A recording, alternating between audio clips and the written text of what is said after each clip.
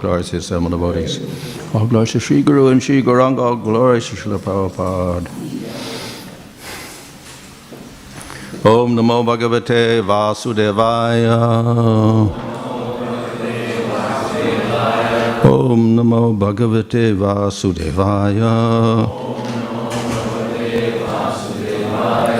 Om Namo Bhagavate Vasudevaya. Nama Om Vishnupadaya Krishna Prasthaya Bhutade Śrīmate Bhaktivedanta Swami Niti Namane Namaste Saraswata Deve Gauravani Prachadane Nirvishesha Shunyavadi Paschachadesha Tadane Shri Krishna Chaitanya Prabhu Nityananda Sri Advaita Gadadhar Shivasadi Gaurvakta Vrinda Hare Krishna Krishna Krishna Hare Hare Hare Rama Rama Rama Hare Hare. Reading from Canto 7 of Śrīmad-Bhāgavatam, Chapter 4, verse 40. Nadati kvacid utkaṇṭha. Vilajjo nṛtyati kvacit. Kvacit tad-bhāvanā-yuktas. Tanmayo nucakāra.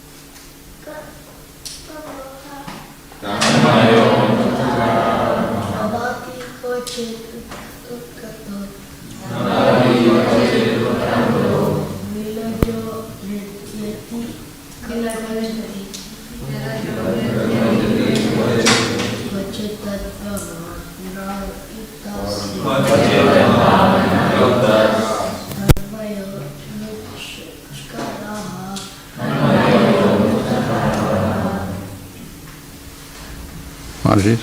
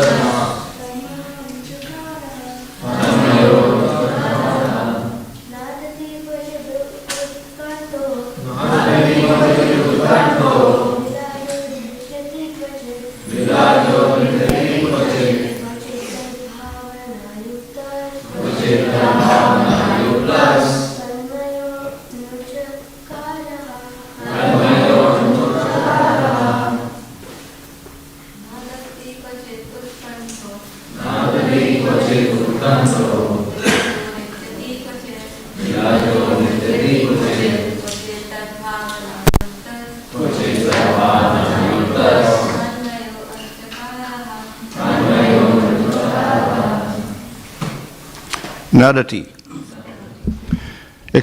exclaims loudly. Kvacit, sometimes. Utkaṇṭha, being anxious. Vilajjo, without shame. Nṛtyati, he dances. Kvacit, sometimes. Kvacit, sometimes. Tat-bhāvanā, with thoughts of Kṛṣṇa. Yuktaḥ, being absorbed. Tat-mayaḥ, thinking as if he had become Kṛṣṇa. Anucakāra, imitated. Ha, indeed. Translation: sometimes upon seeing the Supreme Personality of Godhead, Prahlāda Mahārāja would loudly call in full anxiety. He sometimes lost his shyness in jubilation and began dancing in ecstasy. And sometimes, being fully absorbed in thoughts of Kṛṣṇa, he felt oneness, and imitated the pastimes of the Lord. Purport: Prahlāda Mahārāja sometimes felt that the Lord was far away from him, and therefore he called him loudly. When he saw that the Lord was before him, he was fully jubilant. Sometimes, thinking himself one with the Supreme, he imitated the pastimes, and in separation from the Lord, he would sometimes show symptoms of madness. These feelings of a devotee would not be appreciated by impersonalists. One must go further and further into spiritual understanding. The first realization is impersonal Brahman, but one must go further to realize Paramatma, and eventually the Supreme Personality of Godhead, who is worshipped by the transcendental feelings of a devotee in the relationship of Shanta, Dasya, Sakya, Vatsalya, or Madhurya. Here, the feelings of Prahlāda Mahārāja were in the mellow of Vatsalya, filial love and affection. As a child cries when left by his mother, when Prahlāda Mahārāja felt that the Lord was away from him, he began to cry, nadati. Again, a devotee like Prahlāda sometimes sees that the Lord is coming from a long distance to pacify him, like a mother responding to a child saying, "My dear child, do not cry, I am coming." Then the devotee, without being ashamed due to his surroundings and circumstances, begins to dance, thinking, "Here is my Lord is coming." Thus the devotee in full ecstasy sometimes imitates the pastimes of the Lord, just as the cowherd boys used to imitate the behavior of the jungle animals. However, he does not actually become the Lord.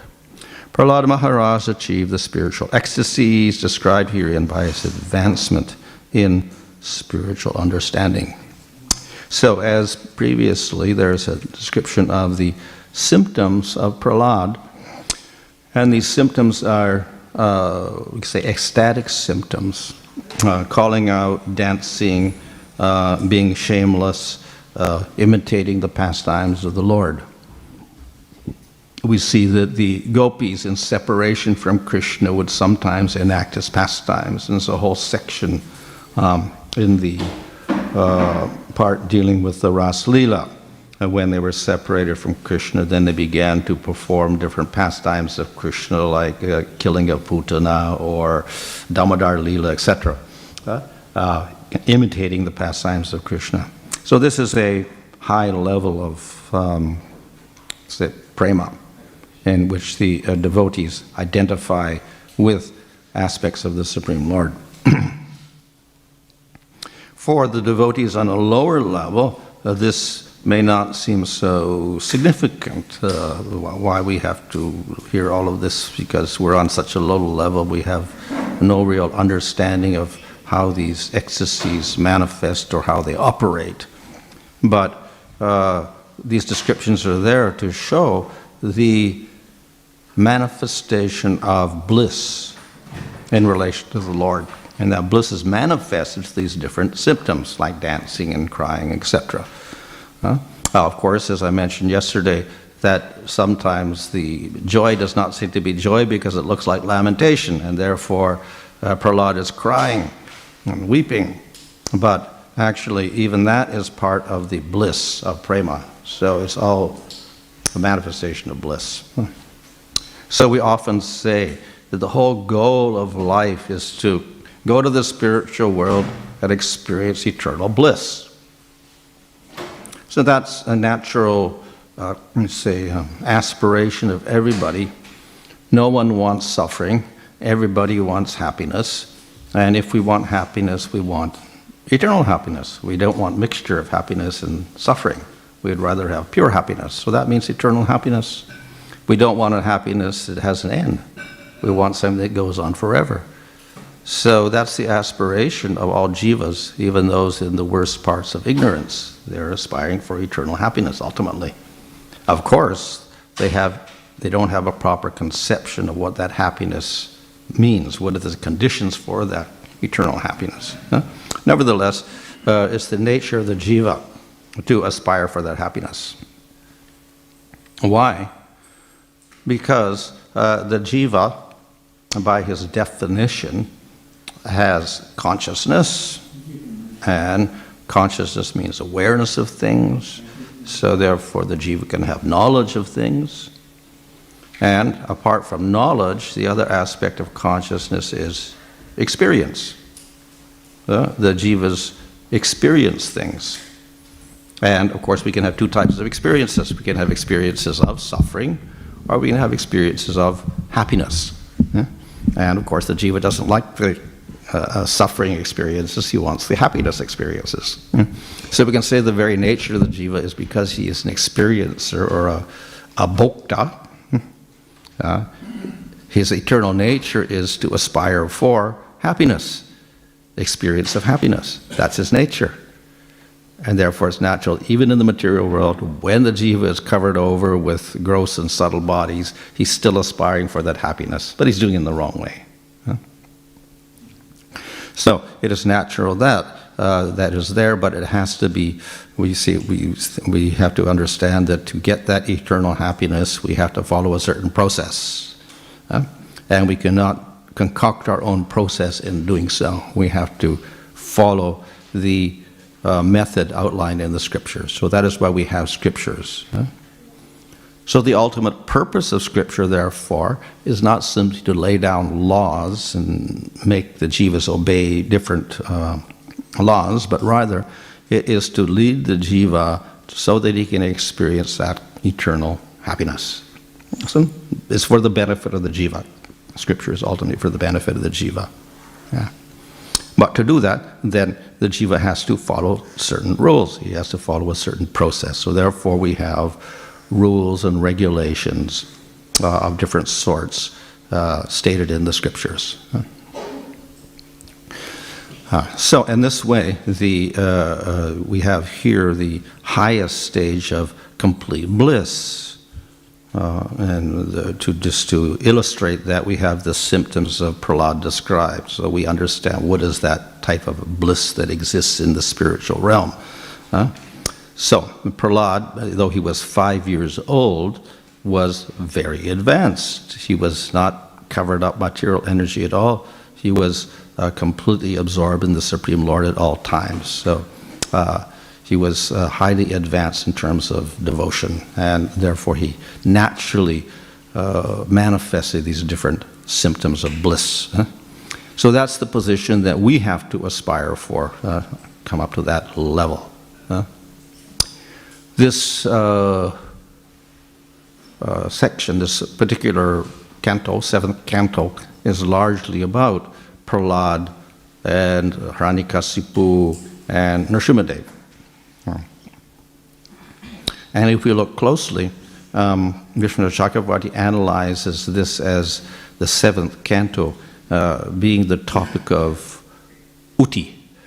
There are 10 topics in the Bhāgavatam, starting with sarga and visarga and sthana and poshana. And uti is one of them. So uti means impulses. So it's explained that this means that within the universe there are two basic natures: demons and devotees. The demons are the ones who don't like the Lord, and they will prosecute, they will torture the devotees and whatever, and harass the devotees. They will attack the Supreme Lord, as we see Hiranyakasipu attacks Nrsimhadev, or Hiranyaksha attacks Varaha. So we have the demonic element in the universe, and we have the Deva influence, the devotees. They're represented by Devatas and Brahma and devotees like Prahlāda, etc. So this becomes the topic of the 7th canto, personified in the form of Prahlāda as the devotee and Hiranyakasipu as the demon. But we see that duality, dichotomy of persons is inherent within the universe. We have those that like the Lord and those that don't like the Lord. Two types. We don't consider animals because they're not a higher intelligence, but when we get to the higher level of human beings, etc., and devatas, then we have this idea of two types of people. Those that accept the Lord, those who don't accept the Lord. And what happens? They fight. Conflict is there. Of course, the devotees don't want to fight, but it's the demons that want to fight. So we get constant conflict within the universe because of that. Huh? We see when Brahma carries out the creation at the very beginning of creation. Okay, he creates all the devatas and Narada Muni's there, and Shiva comes out, and the sages, great sages come out. But also the demons come out at the same time. From the very beginning of the creation of Brahma, we have demons there. Huh? And they continue throughout the whole of the day of Brahma and the life of Brahma. We have the demons there. Huh? Of course, we know that Prakriti is made up of tamas, rajas, and sattvas, so all the lower modes are always there, so it's represented by a certain class of people.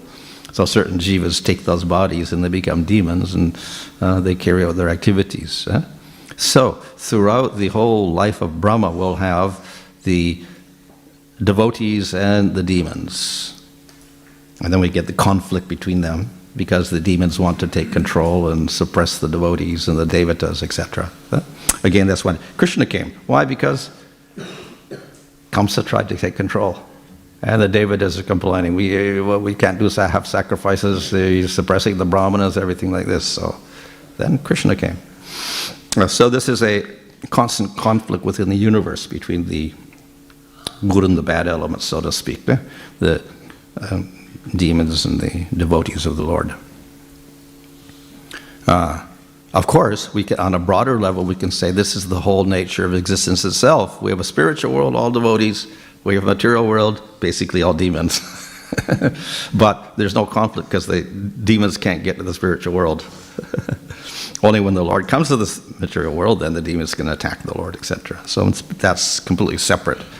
But in this material world, then there are devotees, and the Lord makes sure that they're there at all times, from the beginning of creation also. And he even empowers some like Narada Muni to keep there and preach, whatever, inspire others. He has great sages, the devatas are there.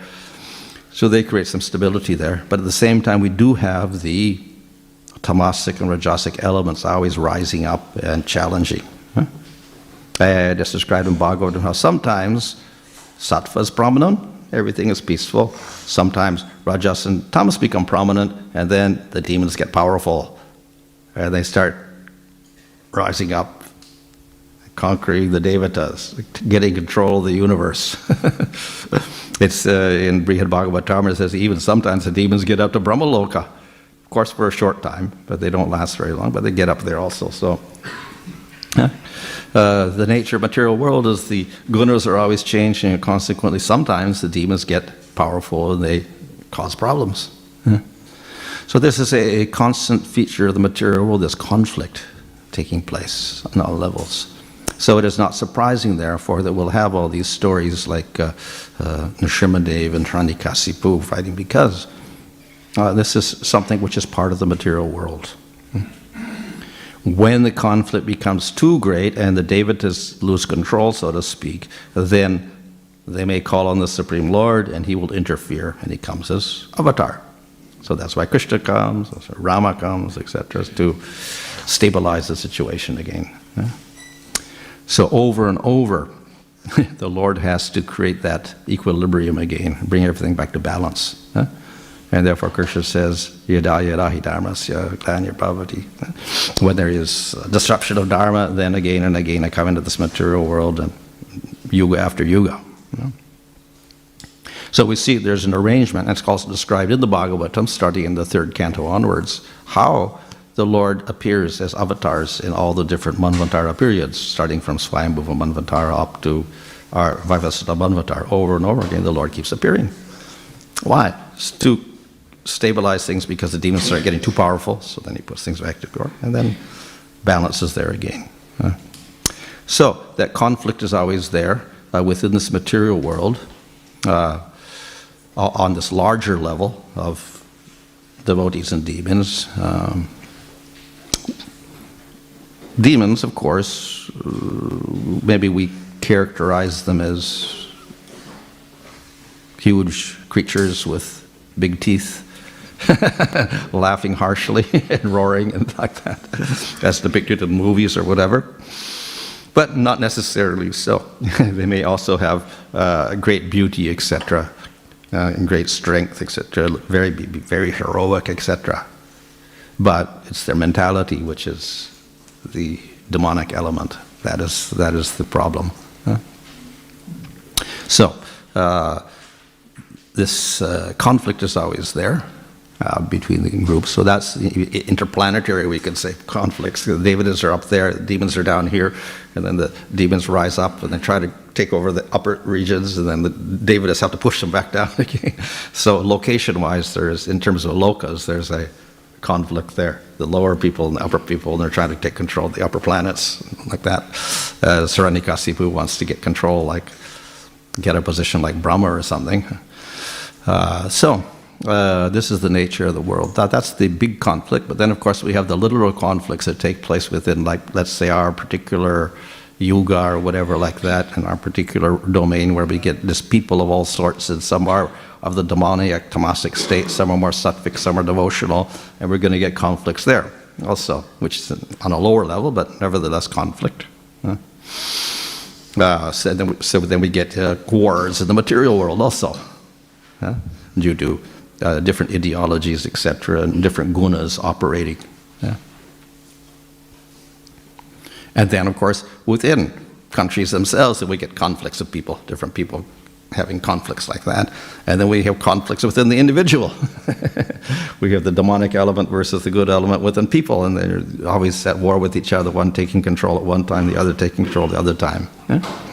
So that conflict between let's say the daiva element and the asuric element is there on all levels, the personal level, and then the larger level, and the country level, and the world level, and then the local level, etc. And it goes on for the whole life of Brahma. And when everybody's exhausted, he puts them all to sleep. They have a big rest. No more worlds, no more lokas, no more countries, no more bodies, nothing. Go to sleep. But they still have those tendencies to, operate within the gunas and have conflicts, etc. So he puts them back to life again. They start all over again. And they start again. We have the demons, we have the devotees from the beginning of the day of Brahma, and it goes on again. Conflict, conflict, conflict.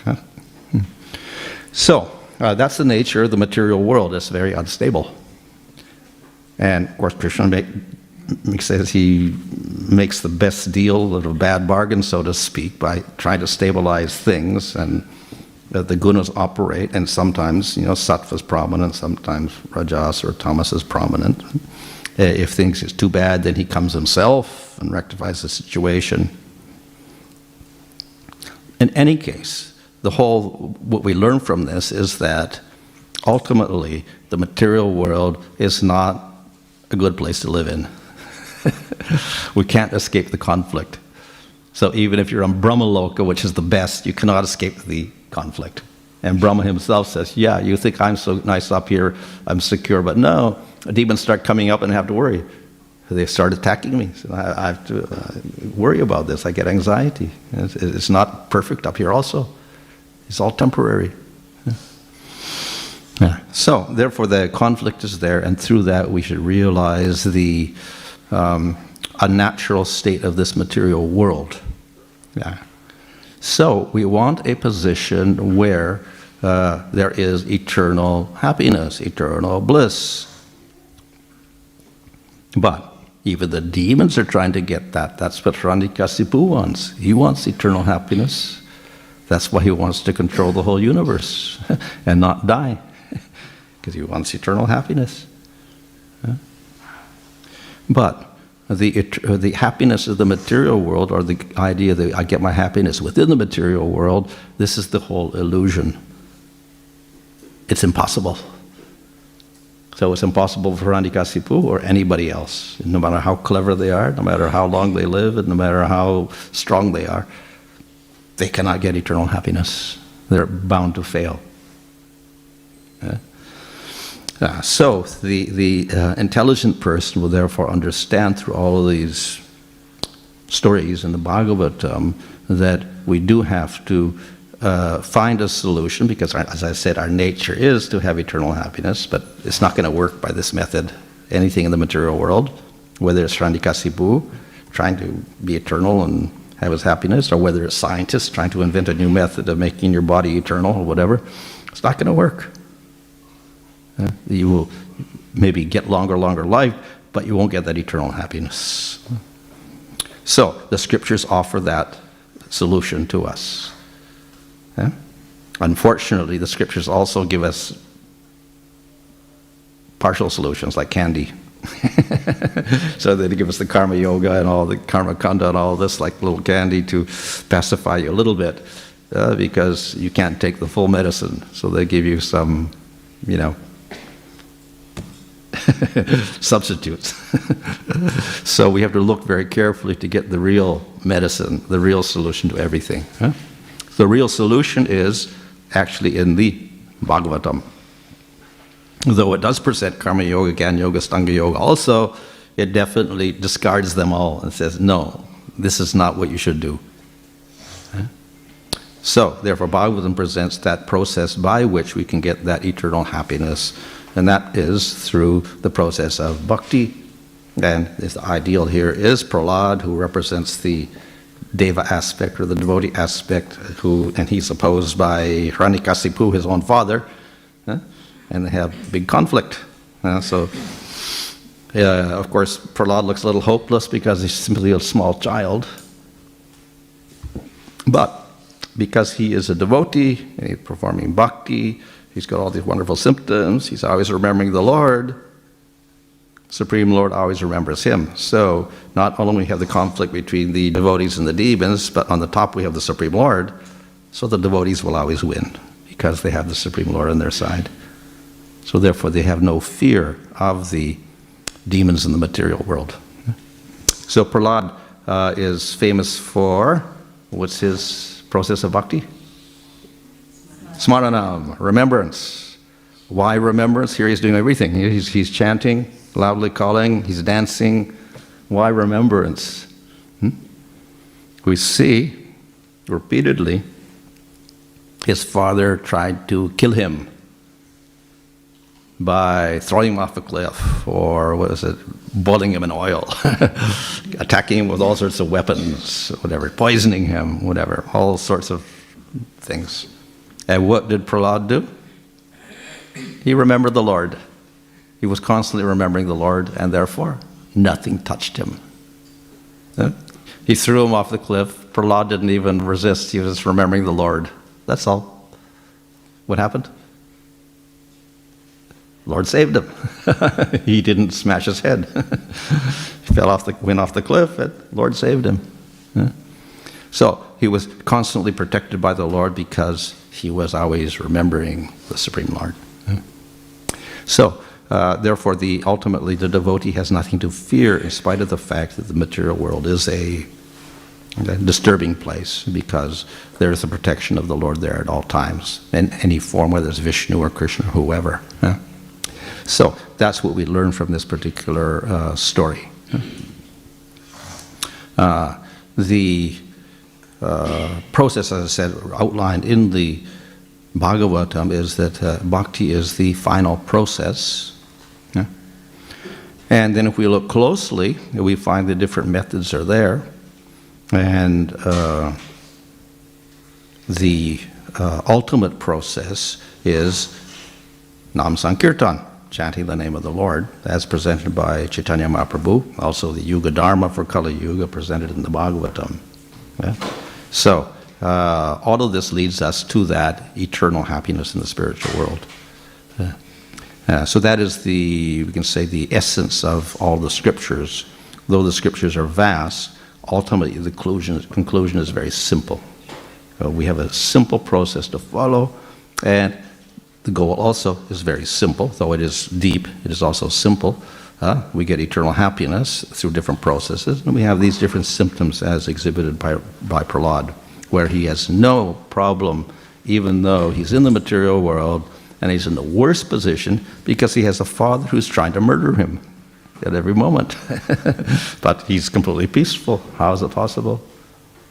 Because he's a devotee of the Lord, because he's remembering the Lord, because he's chanting the name of the Lord. So that's the lesson we should learn from this particular incident and all these descriptions here we have of Prahlāda Mahārāja. Okay, any question there? In the character of Prahlāda Mahārāja, we see that symptoms of ecstasy. And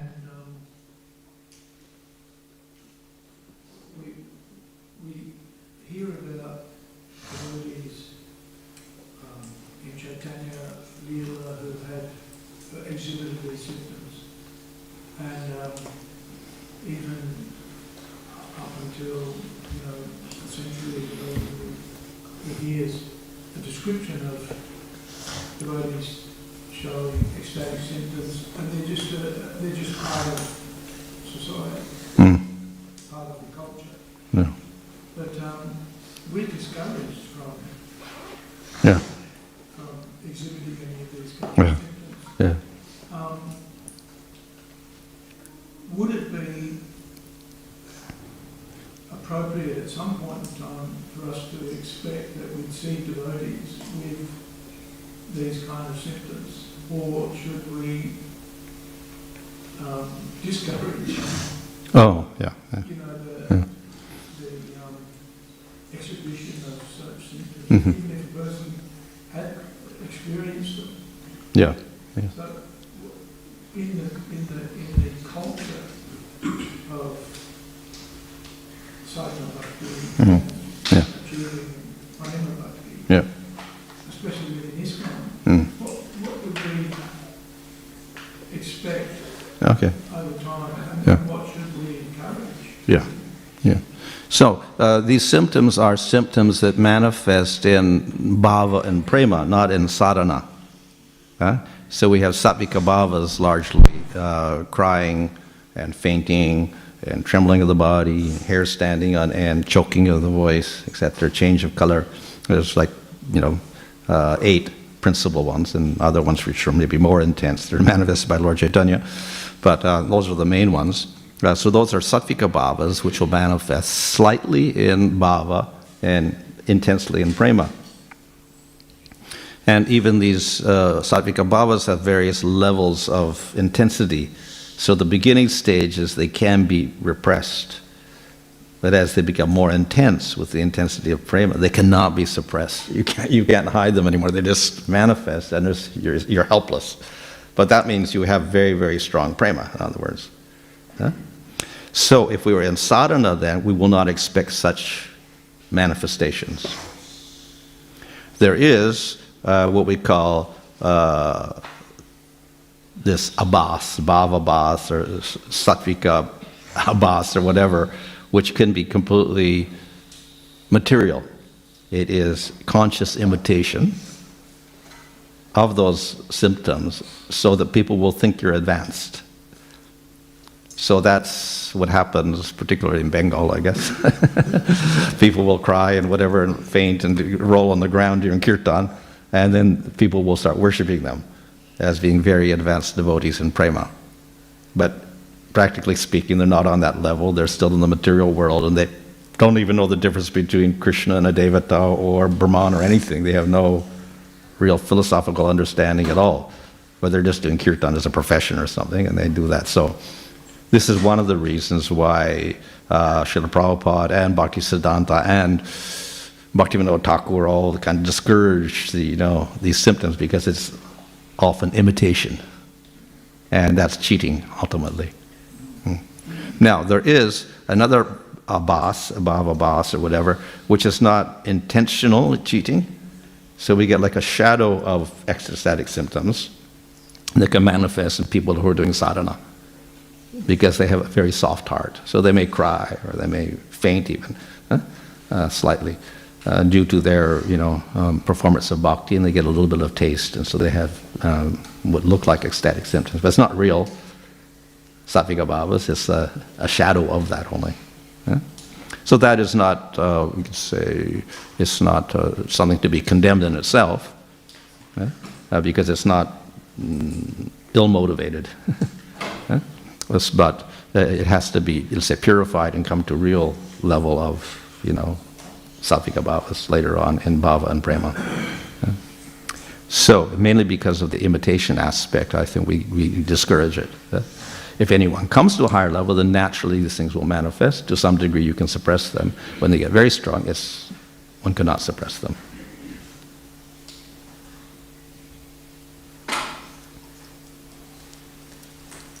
So we can expect to see them at some point in time in devotees, and if they advance to that stage, if they get to bhava and prema, if they get to that level, yeah. Bhava, of course, means that then actually you can see the Lord sometimes. Not always, but sometimes you get a vision of the Lord. Or actually, you could see the Lord. Then you start getting those symptoms. Yeah. And when he's separated, yeah.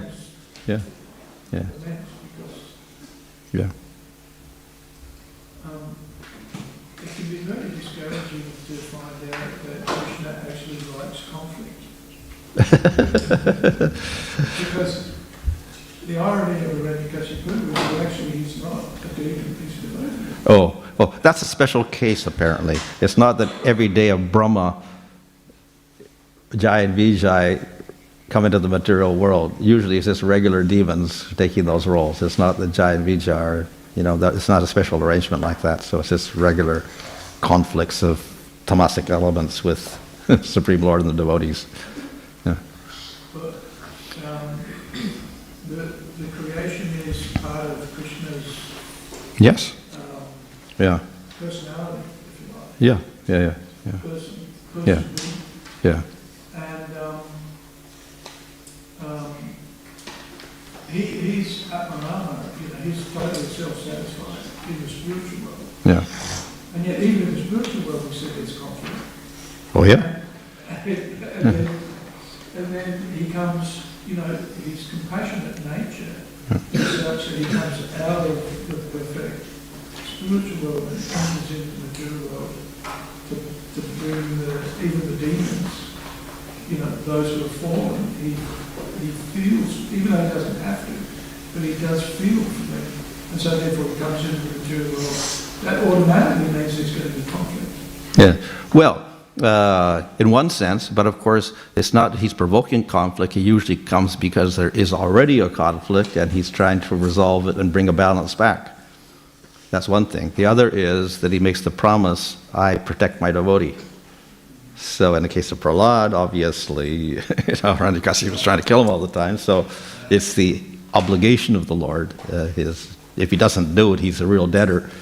So he has to act, he's obliged to do this for his devotee also. And though the Lord is neutral, not marama and whatever, and sama to everything, at the same time he says, I prefer my devotee. I'm not sama when it comes to my devotee. I like my devotee and I'll protect him, and whatever it means, I'll do anything to save him.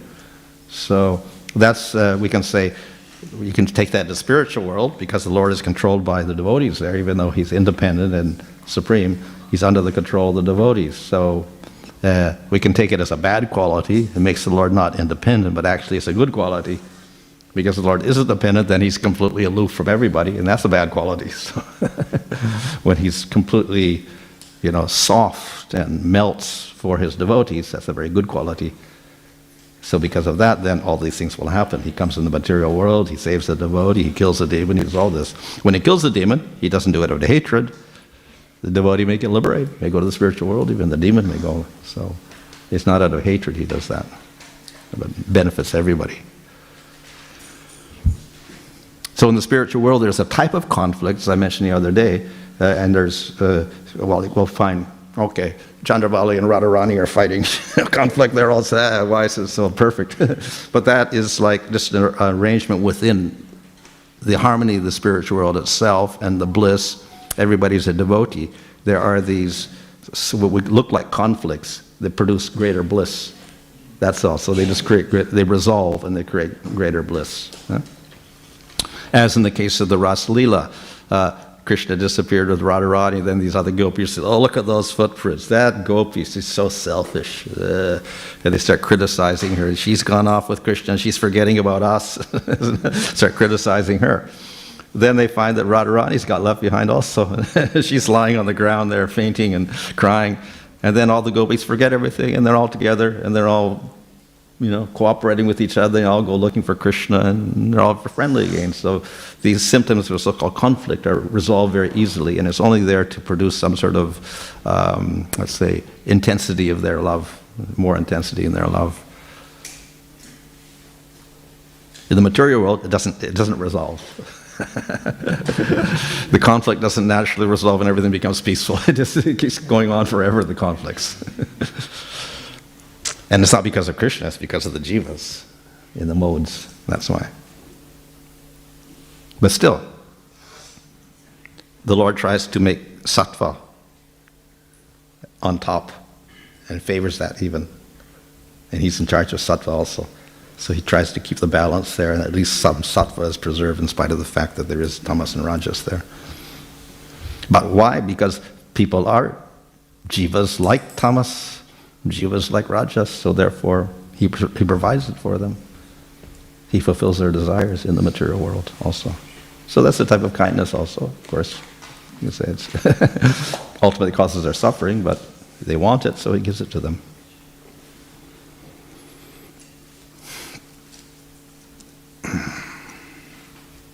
Another question? Yeah. Maharaj, you mentioned that scriptures are generally for the benefit of everybody.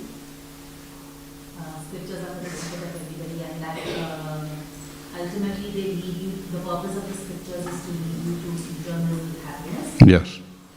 So we see in the scriptures there are also, like this chapter, for example, there are mention of some very extraordinary things which we cannot perceive in this material world, like the words of mango juice and eagles flying and all. And some people lose their faith when they hear all these things mentioned in the scriptures, and they might actually, not want to pursue the path of transcendence or bhakti, and they go away because they come to this state and it's too much for them to accept these extraordinary things which are mentioned, and the faith gets shaken up and they say that, oh, this is not possible. So then they tend to sort of go away from the path. So then how do we understand that yes, scriptures are for the benefit of everybody and for everyone's eternal happiness, and we tend closer to the God? So we see people who've gone away because of reading this. No, so the question is why we have these descriptions of the Bhāgavatam if it makes people lose their faith. Is that the question? Well, in ancient times, nobody seemed to have lost their faith over this. It's only with the advent of modern science where they say, okay, the Earth is a big globe and it's spinning around the sun, rotating around the sun, and then there's the other planets out there in the solar system, and then there's the galaxy, and then there's the whole universe. So we have a modern conception of what is reality, and that conception is not proven at all. It's simply based upon what your textbooks are telling you in school, basically, because that's all we learn. We learn what's in the school and that. And it's a conception. We can't say it's false, but it's only one way of looking at reality and looking at the universe and looking at the world. That's all. And it wasn't there 200 years ago or 300 years ago. It started with maybe Copernicus and Galileo, and they started doing this way like that, Newton, whatever. Wasn't there before that. The Greeks had something kind of like the Bhāgavatam with the spheres and things like this, all very harmoniously, and everything was laid out very geometrically and harmonious. And that's the general conception of all ancient scriptures, that everything is planned out very harmoniously. It's not chaotic. It's not by chance. Everything is planned out, harmonious proportions. Everything is symmetrically, arranged within the universe. So that's basically what the Bhāgavatam presents. There's so many yojanas across, same as high. In the middle we have Mount Meru, then we have the dvipas, twice as big as the next one, twice as big as the next one, twice as big as the next one, filling up half it, and the rest is all blackness or whatever. So everything is symmetrically laid up, and then we have upper levels and we have lower levels. So in this way, we have a presentation of an organized creation, not haphazard. As for the details, maybe you have difficulty understanding about the mango tree or the milk ocean or the yogurt ocean or the ghee ocean or the liquor ocean or the sugarcane ocean, whatever. Like, how is it possible to get all that sugarcane or whatever? Where does the sugarcane come from? Where's the big machine to make the juice and whatever? How do they replace the juice when it ferments and whatever? So we get logical questions like that. But as I said, in ancient times, the sages were not unintelligent. Vyasadeva wasn't unintelligent, Sukadeva wasn't intelligent, the later acharyas weren't unintelligent, but they didn't question, they didn't say, well, why is it like this? It can't be so. Where does the yogurt come from? Where do the cows come from to make the yogurt? And where's the yogurt comes from the milk? And how do they get the ghee? They must have a big stove someplace to make the ghee. So they didn't ask questions like that at all. They simply accepted it. But it doesn't mean they were unintelligent, like small children. So it's just a different perception of the material world as we know it. So the hope is that if we become advanced, not even spiritual, but even more materially advanced, maybe we can understand this at a certain point in time. And we'll understand that what the scientists are giving us now, and that is actually not the truth either, it's something else. Because their conception of this universe is all based upon, mathematical concepts and physical concepts within 3 dimensions of time at the moment. So the universe is not like that. It's actually beyond that. But in our limited body, we're only thinking like that. So, Maharaj, if someone's faith has gone in this, how do we then instill that faith back in the scripture set? If someone's lost their faith because of reading such descriptions in the scriptures or in the Bible? Yeah, well, to begin with, if we were going to take the spiritual life, we do have to have a leap of faith to some degree, because like if you can just say this thing about why is Kṛṣṇa blue, how you can prove he's blue, why does he not play a piano instead of using a flute? Well, you can ask all sorts of questions about Kṛṣṇa, why peacock feather, why not an ostrich feather, or whatever. You can have doubts about everything, so we do have to limit put our faith in the scripture itself. We simply accept some things as true. We can't just, why does Kṛṣṇa say this, in the Bhagavad Gita? We can't question every statement he makes, say, why does he say that? Faith means we accept it, that's all. And it's good for us to accept, and then we follow the path to get the result. So there is faith involved. In all religions, the same thing. You take the Bible, they have to accept things on faith. Creation took place in this way. The Supreme Lord, manifested the elements in this way and that way. They have to accept it on faith. It's not provable scientifically. But even science itself is based on faith. Nobody can prove anything in science ultimately. Yeah? We can't even prove what an atom is, or a proton, or an electron. You can't even prove it really ultimately, because it doesn't have a location. It's kind of nowhere. Matter is nowhere. It's all space in one sense, with little particles of energy someplace. So our whole conception of reality is based on one idea, but it's not a fixed thing, actually. It's not an absolute. Even science is not absolute. And many scientists appreciate that. They know it's not absolute. But because we are kind of brought up with that type of education, okay, this is how things are, then we think this is the only way to look at things. This is the only truth, but not.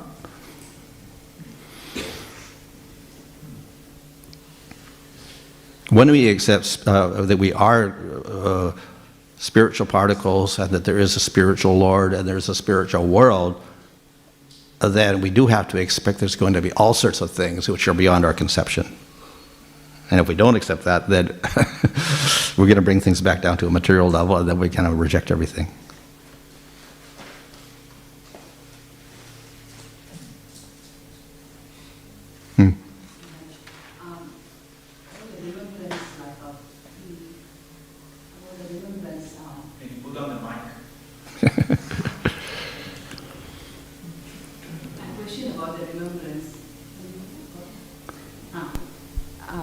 So the Prahlāda Mahārāja was constantly remembering the Lord all the time, but it's not so easy for us day to day, like remember the Lord all the time. So, to get that type of smaran, is it possible to get that type of smaran in our bhakti, or how do we develop, cultivate smaran? Yeah. Well, not just smarana, any process of bhakti should be continuous somehow, even if it's not smarana, it could be kirtan or anything. But the idea is that as much as possible in sadhana, in our practice, we try to do more and more so we can ultimately think of the Lord more.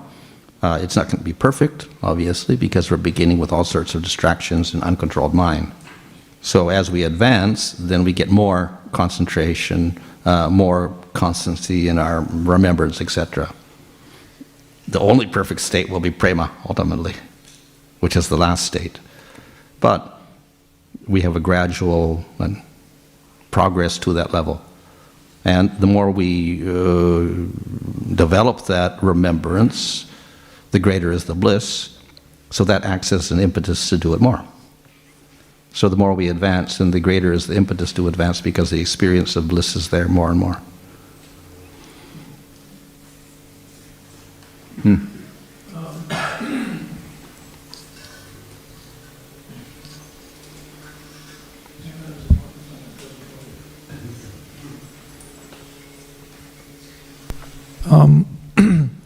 You mentioned at the end of the class the Sankirtan process.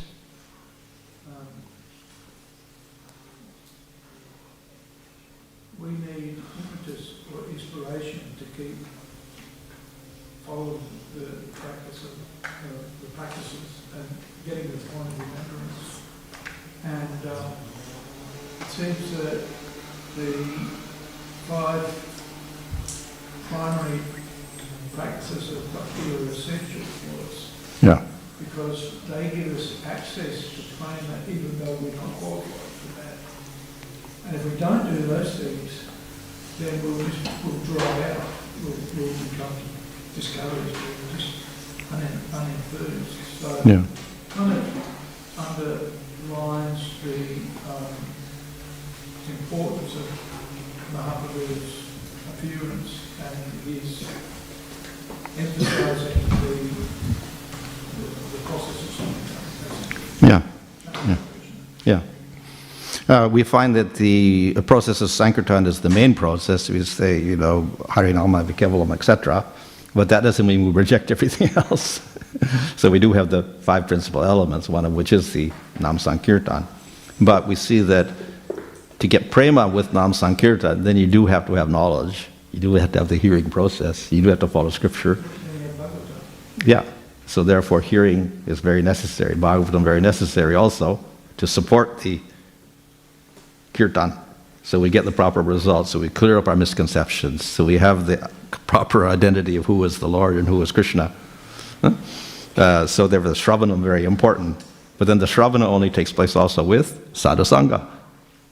We get that Shravanam through another devotee, and they tell us the meaning of Scripture. So the 3 things very closely come together. Yeah? And then we have deity worship, which is a archana is a secondary process for us, but we do see, for instance, nectar devotion, a lot of the elements there of the 64 angas involve deity worship also. So, though it is secondary to Nam Sankirtan, it is often advised, and we see most of the acharyas had deities also. Like Goswamis had deities, Vishnu Chakravarti had deities, Balavidibhusa had deities, everybody had deities also, so they didn't neglect the archana process also. So it is also quite favorable, or we could say useful also, because it provides an opportunity for us to engage all of our senses and body in serving the Lord. So very useful in that sense, and keep us occupied doing things for Kṛṣṇa instead of other things. Yeah, and then of course we can identify the name with the deity, and in that way we can realize quicker the form of the Lord in the name by seeing the deity. What about the balance between Sankirtan, going out and chanting Hare Krishna or chanting congregationally, and japa? Because they both revolve around the holy name. Yeah. But they're very different. Yeah. Some, Prabhupada, when Prabhupada was encouraging devotees, he would say, chant 16 rounds. Yeah. read my books, Yeah. go to the temple regularly. Yeah. And of course that incorporates the deity worship. Yeah.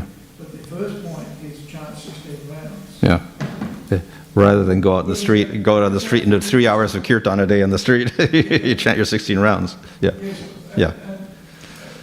but they're both essential because, you can go on Sankirtan if you chant for 16 rounds, forget about it. Yeah. Yeah. Yeah. And yet, and we put so much effort into chanting 16 rounds, yet Yeah. Prabhupada and Lord Chaitanya, by their example, encouraged us to do Sankirtan. Yeah. Yeah. Yeah. So actually, the japa that we do is also a type of kirtan. It's included within that Sankirtan definition, actually. Because, of course, we're uttering the name, etc., and we're usually not doing it completely mentally. We do have some audibility in it. So it's considered part of the Sankirtan. So it's important because with that we can make a little vow of, how many numbers, how many rounds we can do like that. So that keeps us in a certain level of sadhana. For that reason, it's quite important for us. And through that, then we can do smaranam, etc. also. Smaranam is included within that. So in that sense, quite important for us. But it's included within Nam Sankirtan itself. It's not a separate thing. If you don't do it, then Yeah. your purification will almost Yeah, halt. yeah. And it's particularly for your own development and purification. Whereas the kirtan is for you, but for everybody else as well. This is particularly for yourself, so it's good as a sadhana for yourself.